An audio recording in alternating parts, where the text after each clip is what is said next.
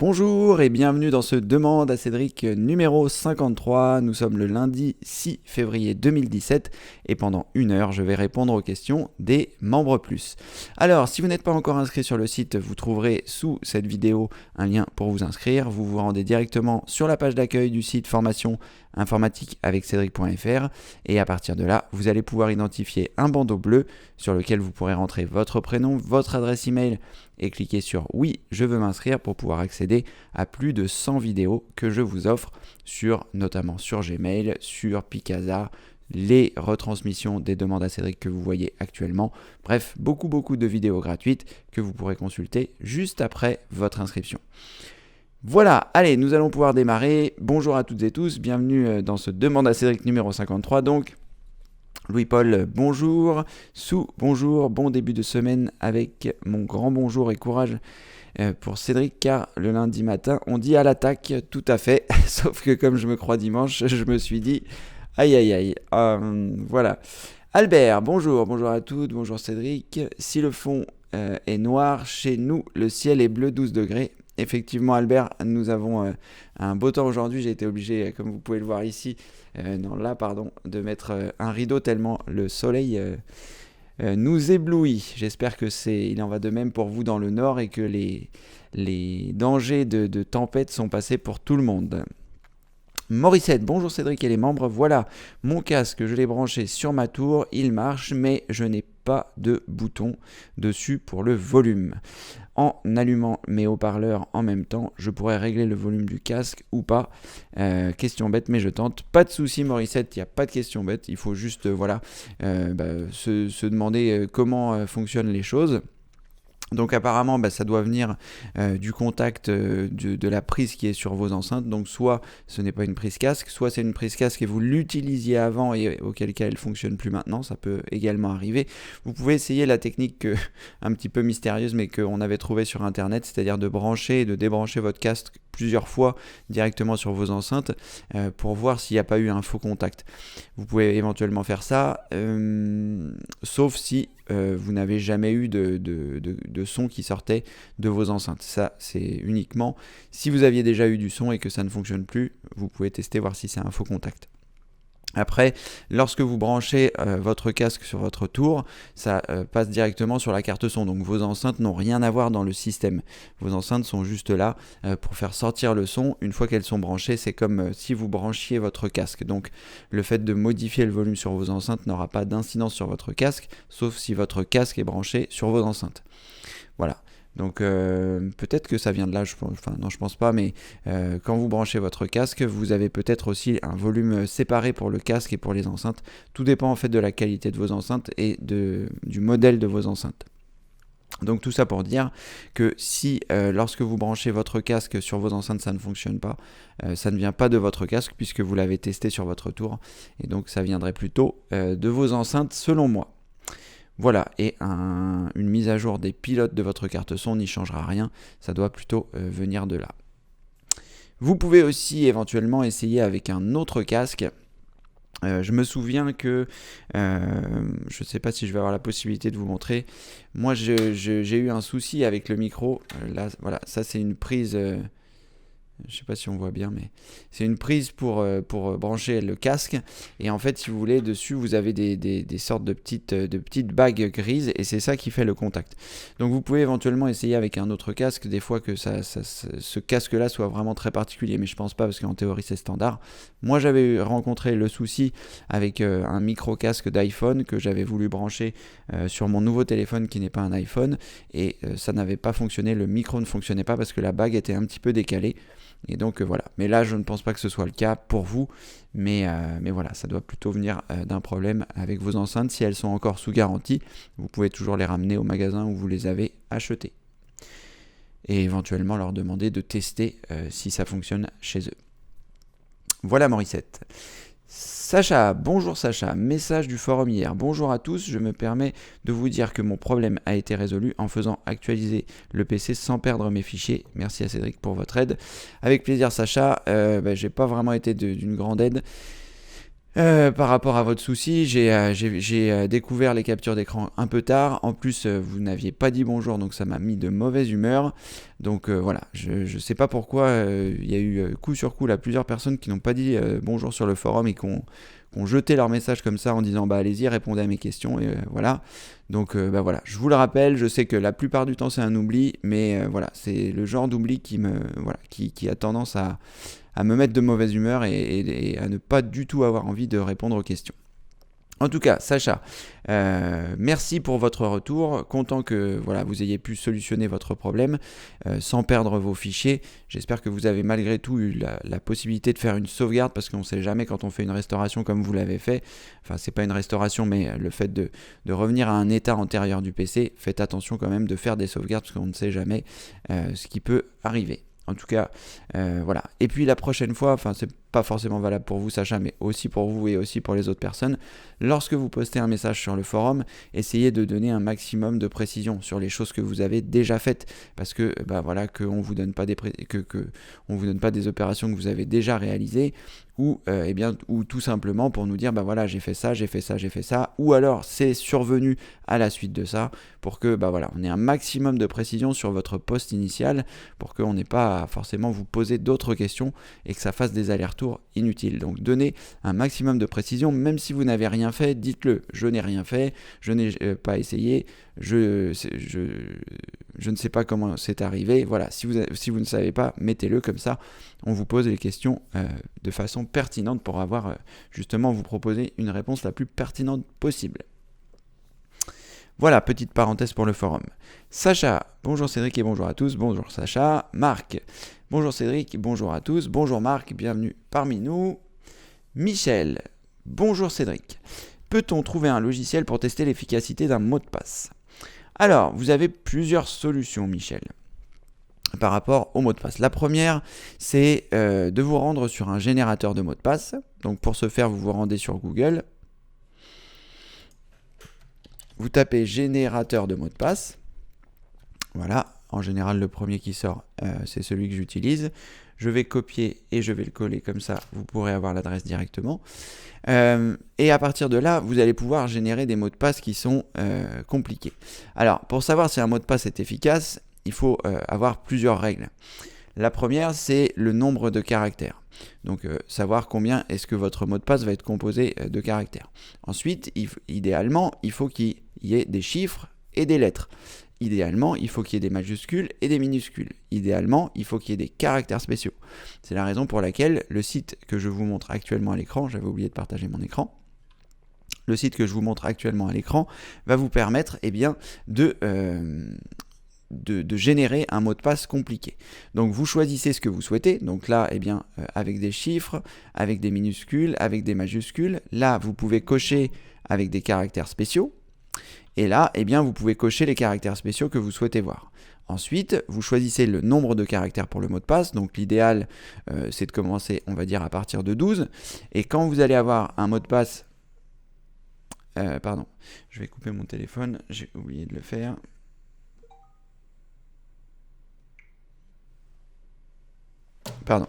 Et quand vous avez un mot de passe de 12 caractères avec ces caractères spéciaux, vous avez un mot de passe qui est de qualité. Donc à partir de là, vous pouvez cliquer sur créer le mot de passe. Et là, il vous a créé un mot de passe. Voilà, il vous a créé un mot de passe. Donc là, le mot de passe généré est ici. Et là, avec ce mot de passe-là, vous pouvez être certain que c'est un mot de passe très compliqué. D'ailleurs, à ce propos, donc je vais faire un clic droit, je vais choisir copier pour pouvoir le copier. À ce propos, j'ai trouvé un site qui vous permet de tester votre mot de passe. Je vais vous coller le lien tout de suite, mais je vais vous donner 2-3 informations avant de copier-coller le lien. Et ici, comme je vais coller le mot de passe que je viens de créer, je ne peux pas tout de suite vous coller. Alors, je ne vais pas masquer le mot de passe pour que vous puissiez le voir. Et là, en théorie, voilà, il va vous dire que le mot de passe a une solidité de 100%. Donc je vous copie-colle pareil le lien. Alors attention, avant d'utiliser le lien, je vais vous en parler tout de suite. Ne l'utilisez pas instantanément. Pourquoi ? Parce que, eh bien, d'ailleurs, ils le précisent eux-mêmes en dessous, avec ce bandeau jaune. Qu'est-ce qui vous permet de croire que ce site n'est pas un site d'ingénierie sociale ? Alors, qu'est-ce que c'est un site d'ingénierie sociale ?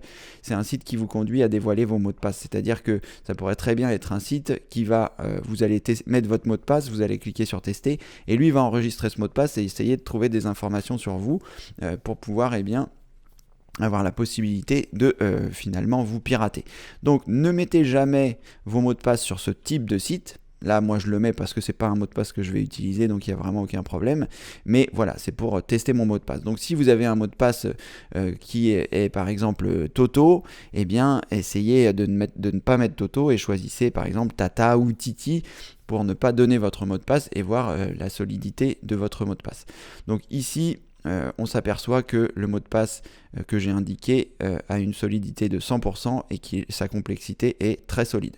Donc là, on est en présence d'un mot de passe qui est très très compliqué et qui va remplir voilà, les conditions pour avoir un bon mot de passe. Mais si vous souhaitez tester votre mot de passe, vous pouvez, je vous dis, mettre un mot de passe équivalent. Donc si je mets Toto ici, on s'aperçoit bien, que la solidité est de 0%, que c'est très faible, et là il vous donne des informations supplémentaires sur le fait pourquoi votre mot de passe est faible. Donc à partir de là, bien, vous allez pouvoir tester vos mots de passe. Ensuite, ce que vous pouvez faire également, c'est j'utilise un logiciel de générateur de mots de passe qui s'appelle Dashlane. Je vous en parle relativement souvent parce que voilà, c'est quelque chose qui est vraiment très pratique. Ça vous évite d'avoir à mémoriser vos mots de passe, surtout quand vous générez des mots de passe compliqués comme je viens de vous le montrer. Voilà, c'est quelque chose qui est compliqué à gérer. Donc ce que je vous conseille, c'est d'utiliser ce gestionnaire de mots de passe qui est très bien, qui s'appelle Dashlane, et à partir de là, vous aurez la possibilité de tester votre sécurité. Donc une fois que vous avez rempli celui-ci, que vous avez commencé à mettre vos mots de passe, il vous indique votre score de sécurité. Donc moi ici, on peut voir qu'il n'est pas très, très terrible. Pourquoi est-ce qu'il n'est pas terrible ? Parce que j'ai beaucoup de mots de passe. Voilà, il y a 177 mots de passe qui sont stockés de différents comptes, de différentes choses, et donc c'est compliqué pour moi. Donc j'ai 102 mots de passe qui sont réutilisés. Et comme je vous le dis souvent, il faut sectoriser ces mots de passe quand vous utilisez. Donc moi, mes mots de passe sont sectorisés, c'est juste que pour certains comptes, j'utilise les mêmes parce que voilà, c'est un site où je n'ai absolument pas, c'est pas grave si on me le pirate. Donc voilà, c'est pour ça qu'il y a beaucoup de sites qui sont utilisés. Et il y a 48 mots de passe qui sont faibles, donc ça c'est un peu plus problématique. Mais c'est certainement sur des sites un petit peu comme celui-là utilisés. Parce que maintenant, comme j'ai sectorisé mes mots de passe et que sur les sites importants, j'ai généré des mots de passe comme vous avez vu tout à l'heure. Donc voilà, ma sécurité ici est faible, il faudrait que je prenne le temps de le faire, mais 177 mots de passe, comme je vous dis, il y a des sites qui sont pas... Voilà. Donc en tout cas, vous pouvez ici vous rendre sur Dashlane, aller dans sécurité et choisir ici afficher. Je ne vais pas le faire parce que j'ai pas envie de donner d'informations sur les mots de passe ou sur les sites qui sont utilisés, mais lorsque vous allez cliquer ici sur afficher, vous allez avoir une page qui va apparaître avec le pourcentage de sécurité de votre mot de passe pour chaque compte que vous avez utilisé. Donc ce logiciel Dashlane que je vous recommande fortement, là je l'utilise en version gratuite, il fonctionne très bien. La version payante vous permet juste de synchroniser en fait vos différents mots de passe sur vos différents ordinateurs. Si vous avez un ordinateur, une tablette, un téléphone portable, un ordinateur portable, un ordinateur fixe, et bien la version payante vous permet de synchroniser ça sur tous vos appareils. Moi, j'ai pas utilisé la version payante, c'est vrai que je pourrais le faire parce que le logiciel est bien. Je crois que la version payante coûte 40 € par an. Et ça permettrait bien de synchroniser sur mon ordinateur portable, éventuellement sur mon téléphone portable. Mais voilà, moi je fais simplement un export et j'importe sur mon ordinateur portable parce que je l'utilise que quand je pars en voyage. Donc voilà, j'utilise, on va dire, au maximum une fois par mois. Donc une fois par mois, je fais un export de mes mots de passe qui me permet d'avoir une sauvegarde de ceci.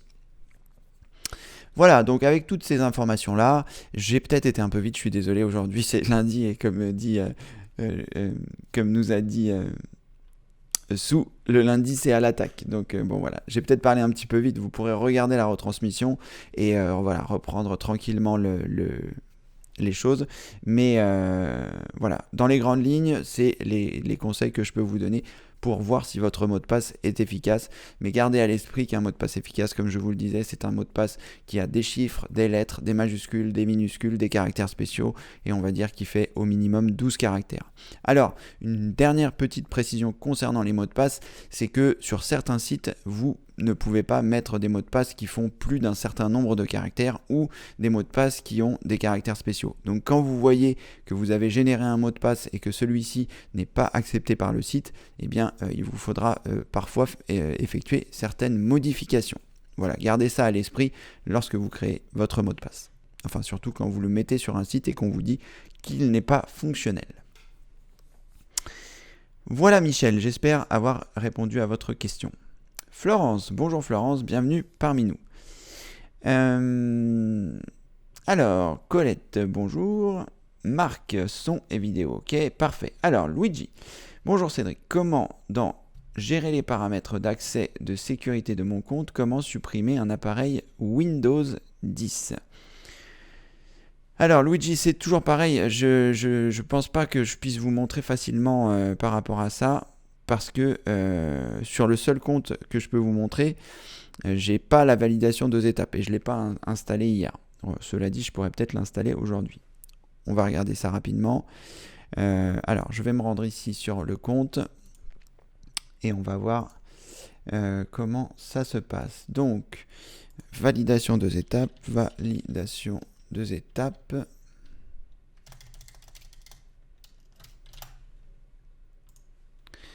Je vais vous partager l'écran.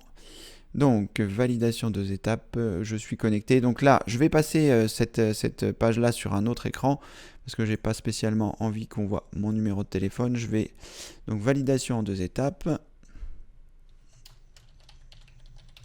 Je mets mon mot de passe. Alors, protégez votre compte avec la validation 2 étapes, ajoutez un niveau de sécurité supplémentaire, protégez votre compte des intrus. Donc là, je vais faire démarrer. Je vais vous montrer les différents écrans que je rencontre. Donc ça, c'est pour activer la validation 2 étapes. Tant qu'il n'y a pas des infos personnelles, je vais vous montrer les écrans. Donc là, je me suis connecté sur le compte, j'ai cliqué sur le bouton et j'arrive ici. Donc ajouter un niveau de sécurité supplémentaire, protégez-vous des intrus. Donc tout ça, c'est parfait. Je vais cliquer sur démarrer.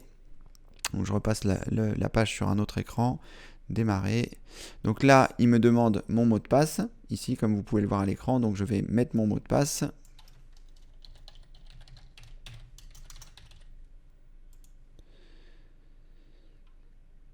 Voilà, donc là je ne peux pas vous montrer l'écran parce qu'il y a mon numéro de téléphone qui apparaît, mais il y a marqué configurer votre numéro de téléphone, quel numéro de téléphone souhaitez-vous utiliser. Donc là il y a mon numéro de téléphone et en dessous il y a marqué comment souhaitez-vous obtenir des codes, donc je choisis SMS et je clique sur suivant. Là un mot de passe va m'être envoyé sur mon téléphone. Donc là je déverrouille mon téléphone, le code qui m'a été envoyé par SMS, je le saisis dans le champ qui apparaît ici. Encore une fois, je suis désolé, je ne peux pas vous montrer parce que mon numéro de téléphone apparaît en clair et j'ai pas spécialement envie que mon mot de passe, que mon téléphone soit accessible. Voilà, donc là j'ai cliqué, j'ai saisi le code, je vais cliquer sur suivant, je vais voir si voilà. Donc une fois que j'ai cliqué, il y a marqué cela fonctionne, activer la validation 2 étapes. Donc tout va bien, j'ai rentré le code qui m'avait été envoyé par SMS, je choisis activer. Donc là pareil, je vais m'assurer qu'il n'y a pas ça. Voilà, donc là j'arrive sur une page à nouveau et il y a marqué votre deuxième étape est activée. Donc tout va bien.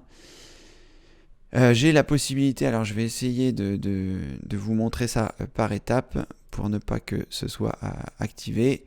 Donc là, je suis arrivé sur cette page donc, qui est un petit peu plus complète. Mais je ne peux pas vous montrer parce qu'il y a mon numéro de téléphone.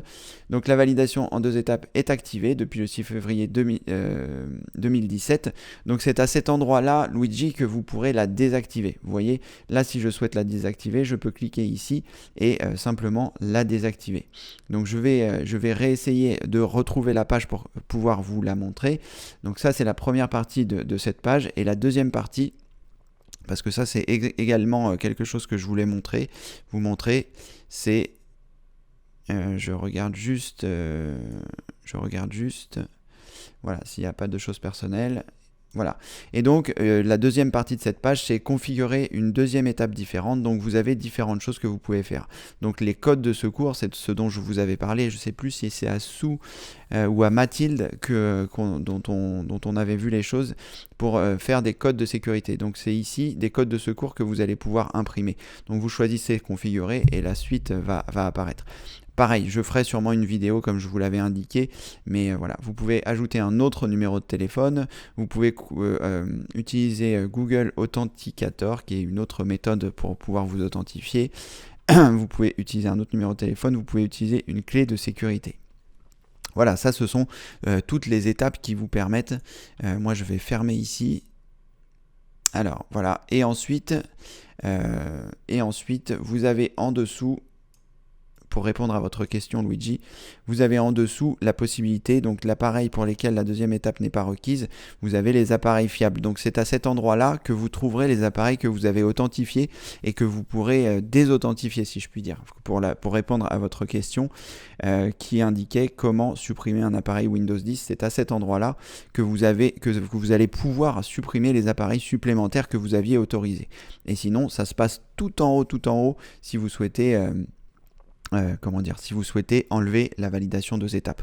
Donc je vais essayer de retrouver l'endroit où vous pouvez trouver ça. Ça se passe dans My Account Google Sécurité. Donc je vais vous mettre l'adresse directement depuis la fenêtre de chat et je vais donc à partir de là vous devriez pouvoir retrouver les choses que je viens de vous indiquer. Je vais essayer de trouver à quel endroit c'est. Je suis désolé, pour l'instant c'est pas facilement trouvable. Donc quand vous êtes arrivé sur cette page et que vous êtes connecté en haut à droite, je regarde s'il n'y a pas mon numéro de téléphone, non c'est bon. Donc vous voyez, avec ce que je vous ai envoyé, myaccount.google.com/sécurité, vous vous assurez d'être bien connecté en haut à droite, et à partir de là, vous aurez géré les paramètres d'accès et de sécurité de votre compte. Et c'est à partir de là, en fait, que vous allez pouvoir effectuer les différentes manipulations. Je repasse sur l'autre écran, qui va vous permettre, je regarde... Bon, là, il y a mon numéro de téléphone, mais si vous descendez dans la page, voilà, si vous descendez dans la page, vous avez activité sur les appareils et notifications, et vous voyez appareils récemment utilisés, examiner les appareils, vous pouvez supprimer des appareils par rapport à la validation 2 étapes que vous auriez éventuellement activé. Je vais regarder ici sur la partie de gauche s'il n'y a pas validation. Alors, je vais repasser sur le côté validation. Alors, validation 2 étapes. Je regarde juste.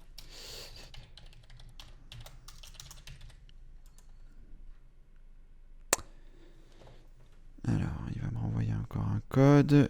J'arrive. C'est vraiment pour pouvoir vous expliquer. Alors, ça.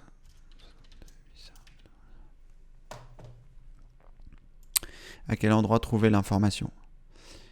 Voilà, c'est là, c'est à cet endroit-là. Donc c'est bon, j'ai trouvé, je vais pouvoir vous montrer et vous expliquer. Donc, lorsque vous êtes sur la page que je vous ai envoyée, je vais vous expliquer les étapes, je ne vais pas pouvoir vous les montrer parce qu'il y a mon numéro de téléphone qui apparaît à chaque fois, mais je viens de le faire et c'est ça.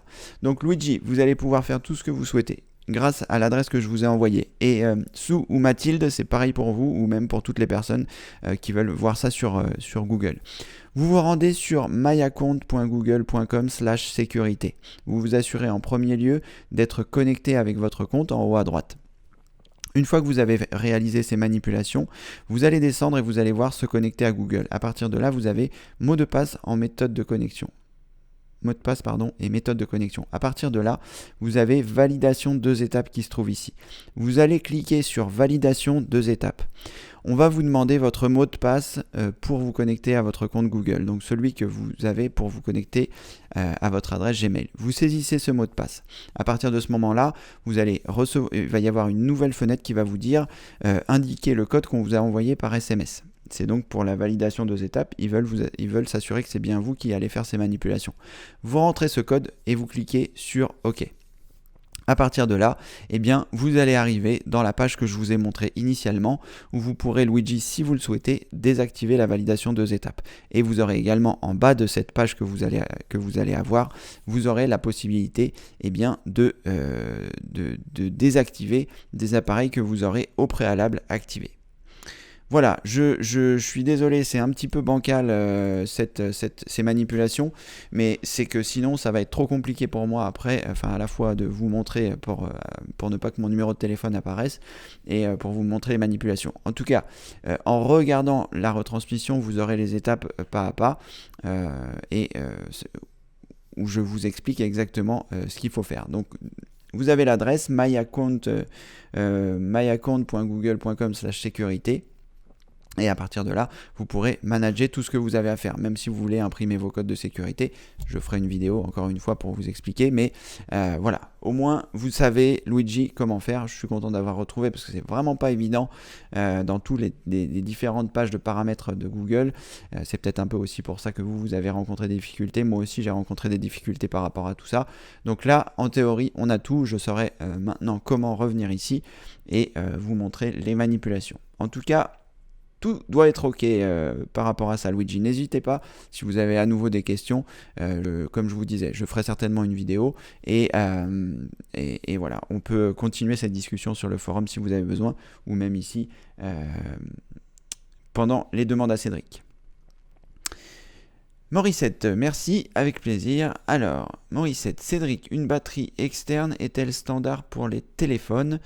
Alors, une batterie externe est-elle standard pour les téléphones ? Alors, je ne sais pas bien ce que vous voulez dire par là, Morissette. De quoi parlez-vous ? Une batterie externe, est-ce que vous faites allusion aux choses que j'ai achetées et dont je vous avais parlé, c'est-à-dire une batterie qui vous permet de charger votre téléphone à l'extérieur. Je vais essayer de vous montrer ce à quoi je faisais allusion. Amazon, je vais me mettre pareil sur le côté pour être sûr que mes informations de connexion n'apparaissent pas. Je ne sais pas si ça c'est bon. Alors, batterie externe. Alors, voilà. Donc une batterie externe, c'est quoi ? C'est quelque chose qui va vous permettre, une fois que c'est chargé, de recharger un autre appareil. Donc là, la batterie que j'ai achetée, il me semble que c'est celle-là. Oui, il me semble que c'est celle-là. Donc je vous en ferai une petite vidéo de déballage et puis la raison pour laquelle je l'ai acheté. Mais donc ça va vous permettre de charger vos différents appareils. Donc ici, on peut voir sur cette photo on peut brancher différentes choses, donc un téléphone, un iPad, voilà, ce genre de choses, et qui va vous permettre de recharger vos périphériques. Donc sur cette photo-là, on voit qu'on peut recharger un iPhone, une Samsung Tab et un iPad. Donc là, vous avez différents voltages de chargement qui va faire en sorte que ce soit plus ou moins rapide en fonction de votre périphérique s'il l'autorise. Mais en gros, vous voyez, c'est par l'intermédiaire de ports USB. Donc si vous avez un téléphone et que votre téléphone d'un côté a un port USB, eh bien vous pourrez recharger votre téléphone grâce à cette batterie. Et donc en fonction de la taille que vous allez choisir, donc ici j'ai pris une grosse et une petite, moi pour ma démonstration, pour expliquer un petit peu les différentes choses. Donc là c'est une grosse, elle représente 22 400 mAh. Donc une fois qu'elle est chargée complètement, je ne sais plus exactement combien il y a de cycles de chargement, mais si par exemple vous avez une batterie qui fait 3000 mAh, eh bien vous pourrez charger le nombre de fois, 3 fois 7, 21, vous pourrez recharger 7 fois complètement, un cycle complet de votre téléphone. Si votre batterie fait 3000 mAh. Donc c'est vraiment quelque chose qui est bien, c'est pas très encombrant. Et sinon vous avez des modèles plus petits, celle-ci par exemple qui fait 5000 mAh et qui vous permet, si votre téléphone fait 3000 mAh, de le charger 2 fois et demi sur un cycle complet. Donc s'il est déchargé complètement, ça vous permettra de le recharger 1 fois et demi complètement. Donc, je pense que c'est à ça que vous faisiez allusion, Morissette, en tout cas j'espère. Si c'est pas de cette batterie standard dont vous parlez, eh bien n'hésitez pas à mettre des précisions dedans. Ou si j'ai pas répondu totalement à votre question, pardon, n'hésitez pas à apporter des compléments. En tout cas, voilà, ça c'est vraiment quelque chose qui est pratique quand on va partir en voyage. Si par exemple dans le train, vous n'avez pas de choses pour charger votre téléphone, vous pouvez très bien utiliser ce type de batterie externe. Pardon. Gabriel, bonjour. Bonjour Cédric, que penses-tu du logiciel Total Commander? Alors, c'est un logiciel que je ne connais pas du tout, Gabriel. J'ai donné maintes fois à maintes reprises des avis sur les logiciels supplémentaires. Je ne sais pas ce que fait Total Commander. On va regarder.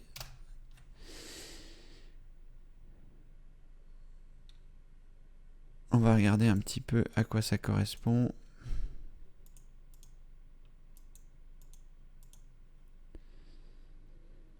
Alors, Total Commander vous offre une alternative à l'explorateur Windows. L'application comporte de nombreuses fonctionnalités telles que copier, déplacer, renommer, glisser, supprimer. Alors, et donc c'est valable jusqu'à Windows 10, d'accord.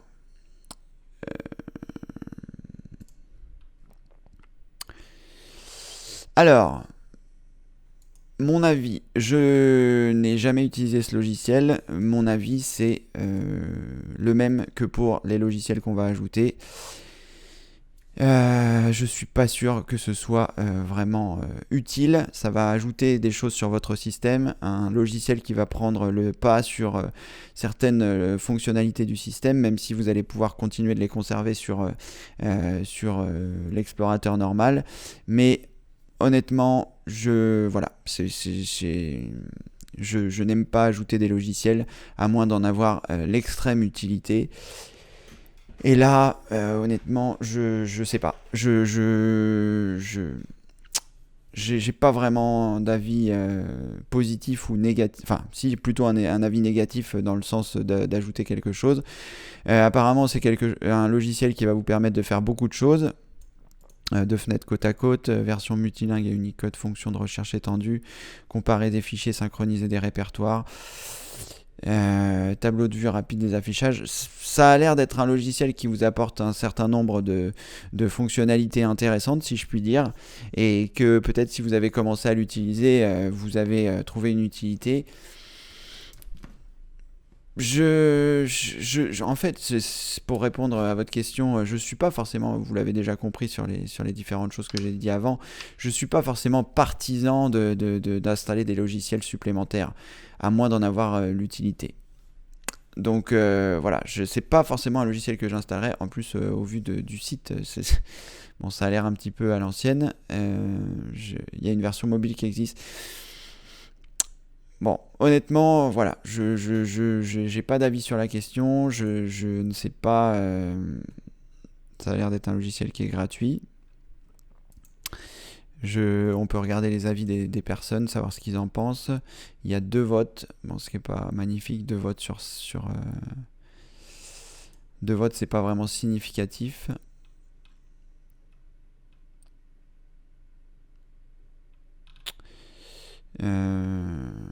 D'ailleurs, j'arrive pas à y accéder à ces votes. 2 commentaires. Est-ce que c'est des commentaires? Oui, ça a l'air d'être ça. Bon, bah voilà. Ce n'est pas. J'ai pas d'avis sur la question. Enfin, pas plus que ce que je viens de vous donner, Gabriel. J'ai pas C'est pas en tout cas quelque chose que j'installerai.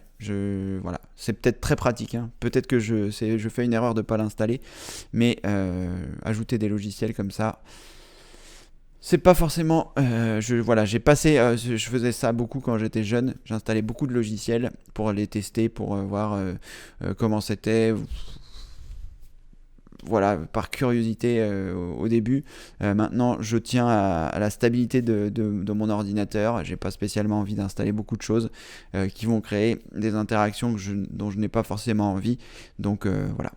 Cela dit, c'est peut-être très bien une fois de plus. C'est juste mon avis en tant que personne qui ne connaît pas ce logiciel. Sacha, rebonjour, que pensez-vous du logiciel Adobe Premiere Elements?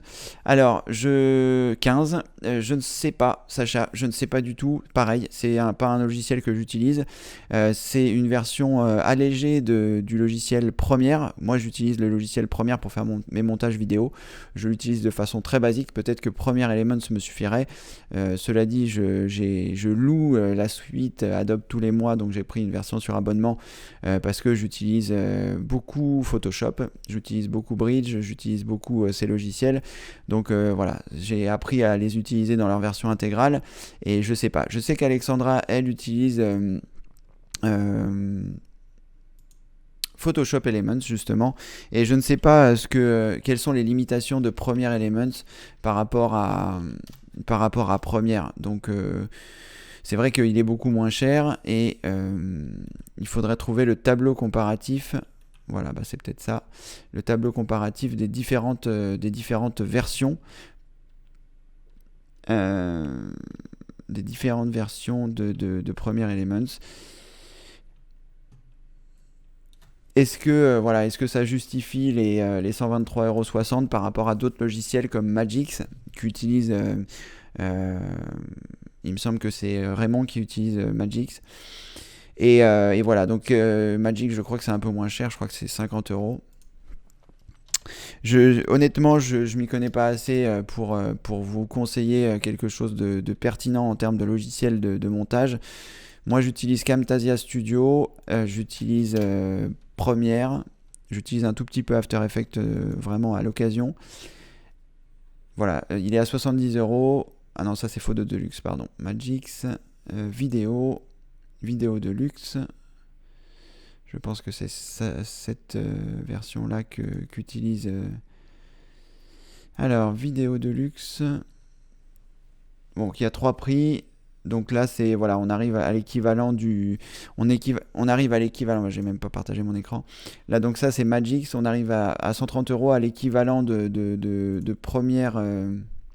Ici, de Premiere Elements. Donc c'est à peu près le même prix, sauf que là, à mon avis, vous avez toutes les fonctionnalités de Magix. Encore une fois, c'est des logiciels que je n'ai pas utilisés. Apparemment, il y a beaucoup de fonctionnalités ici. Et je me demande si dans Premiere Elements, c'est pas une version light de Premiere, et du coup, vous aurez moins de fonctionnalités. On va regarder si sur le guide d'achat, on pourrait voir les différences. Donc là, vous avez un certain nombre de différences entre les différentes versions de Premiere. Si vous aviez une version antérieure, je vais vous copier-coller ça, que vous puissiez voir. Et là, il fait pas. Alors, on va essayer différence entre Premiere et Premiere Elements.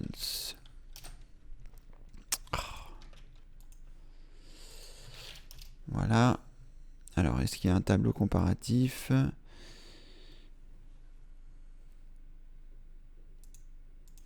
J'essaie de trouver quelque chose pour voir ce qui limite en fait. Ça a l'air d'être un peu la même page. Vous souhaitez encore plus de...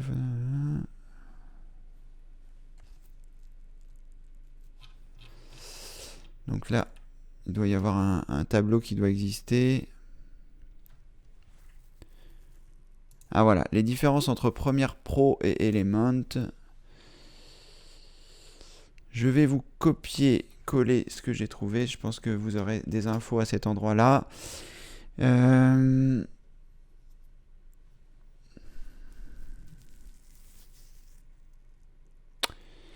Alors, il faut savoir que Premiere Element, mais aussi Studio permet le montage à partir de nombreux formats, les effets de transition, même l'exportation sur YouTube est prévue, tout cela pour un tarif abordable. Bon, je pense que vous pourrez trouver un certain nombre d'informations ici sur la page que je vous ai indiquée. Et après, voilà, il faut que vous puissiez voir, éventuellement trouver des correspondances entre les différents logiciels, voir ce qui vous conviendra le mieux. Donc, vous avez Premiere Elements ici qui vous donnera un premier Première chose, vous avez aussi la version premium de Magix qui est au prix de 129 €, donc à l'équivalent du prix. Et là, vous avez l'air d'avoir quand même beaucoup de fonctionnalités.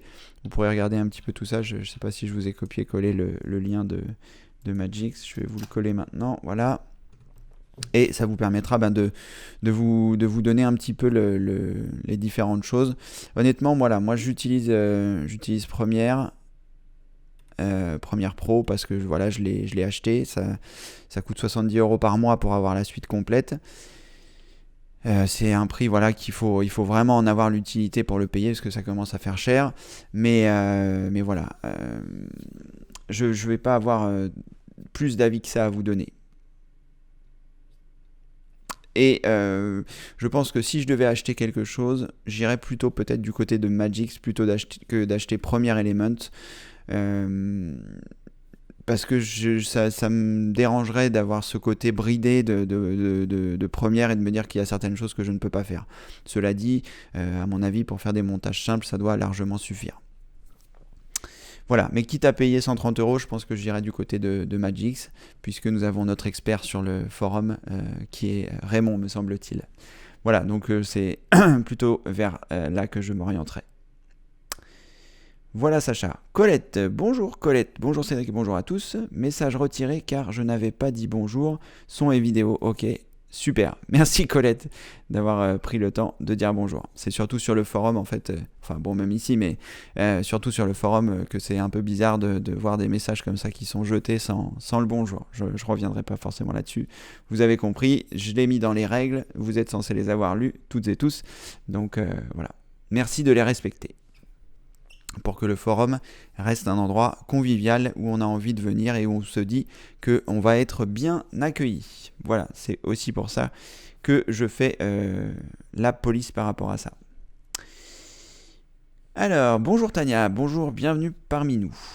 Alors Luigi, merci Cédric, avec plaisir. Donc Luigi, en théorie, avec toutes les informations que je vous ai données, et si j'ai été un peu rapide, désolé, vous retrouverez tout ça dans le replay. Alors, Morissette, oui, c'est cela. Je ne sais pas à quoi cela voulait dire. Je ne sais pas ce que cela voulait dire, mais bon, voilà. J'imagine que tout va bien. Alors, Sacha, j'ai Adobe Premiere Element 15. D'accord, Sacha. Ben, dans ce cas-là, si vous l'avez déjà, ce que vous pouvez faire, c'est, si vous souhaitez vous initier à tout ça, vous pouvez regarder directement sur YouTube. Et je pense que vous trouverez des tutoriaux. Et je me demande d'ailleurs si directement au sein d'Adobe, vous n'avez pas des tutoriaux qui sont déjà réalisés. Pardon. Des tutoriaux qui sont déjà réalisés. Je vais essayer de lancer Premiere, moi, de mon côté, pour que vous puissiez voir, pas forcément à quoi ça ressemble, mais il me semble que voilà, vous avez la possibilité d'avoir des tutoriaux directement à partir de la page d'accueil. Alors c'est peut-être votre cas sur Premiere Elements. Bon, et je pense qu'ils seront un petit peu différents puisque vu que les fonctionnalités ne sont pas les mêmes. Mais voilà, le temps qui se lance, c'est un petit peu long parce que j'ai beaucoup de choses lancées en ce moment. Et le logiciel est un petit peu lourd également. Ça va arriver, enfin j'espère.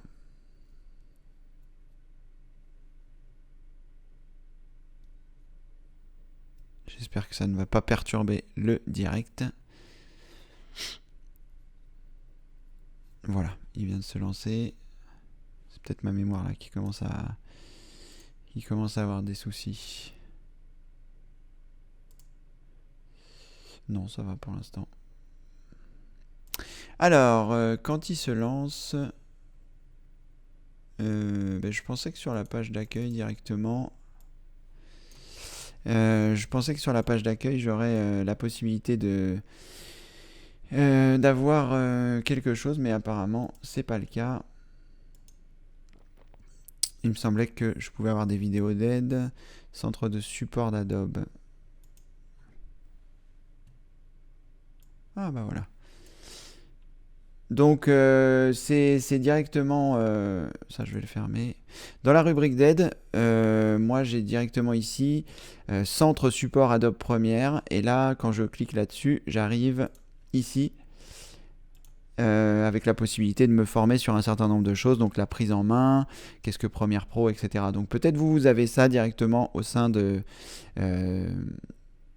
Premiere Elements. Voilà. Après, pour ce qui est de vous donner mon avis, encore une fois, c'est pas un logiciel que j'utilise. Je suis très content de Premiere. Je l'utilise très peu en fait, c'est pour faire les montages quand je ne suis pas derrière l'écran, parce que pour les montages derrière l'écran j'utilise Camtasia, mais voilà. Voilà Sacha. Bon, eh bien j'ai l'impression qu'il n'y a plus de questions, plus d'interrogations. Je vais patienter encore un peu, et puis si vous n'avez plus de questions, on arrêtera là pour le demande à Cédric numéro 53. J'essaye de ne pas me tromper, Sacha, merci. J'avais dit 52 tout à l'heure, donc voilà. On se retrouvera donc pour le dernier demande à Cédric demain.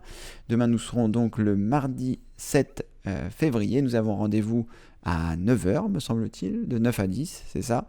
Donc demain, le réveil va être difficile. Il a déjà été difficile aujourd'hui. J'espère que ça ira demain. Voilà. Je vais encore patienter un peu, mais je pense que vous n'avez plus trop de questions. Est-ce que j'avais des choses à vous dire? Pas vraiment. Je regarde s'il y a différentes choses. Je vais m'attaquer au site, donc à la réflexion du site. Tania, je crois que vous avez zappé ma question, effectivement, Tania.